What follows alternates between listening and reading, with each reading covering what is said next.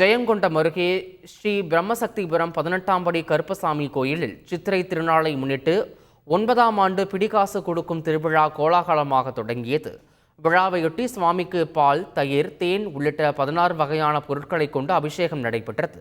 தொடர்ந்து கருப்பசாமிக்கு சிறப்பு அலங்காரம் செய்யப்பட்டு உரிமை மேளத்துடன் வான வேடிக்கையோடு மகா தீபாராதனை காண்பிக்கப்பட்டது. முன்னதாக கத்தியின் மேல் நடத்தல், கழுகுமரம் ஏறுதல் உள்ளிட்ட நிகழ்வுகள் நடைபெற்றன. சென்னை, விழுப்புரம், வேலூர் உள்ளிட்ட பல்வேறு நகரங்களில் இருந்து 1000த்திற்கும் மேற்பட்ட பக்தர்கள் கலந்து கொண்டு சுவாமி தரிசனம் செய்தனர்.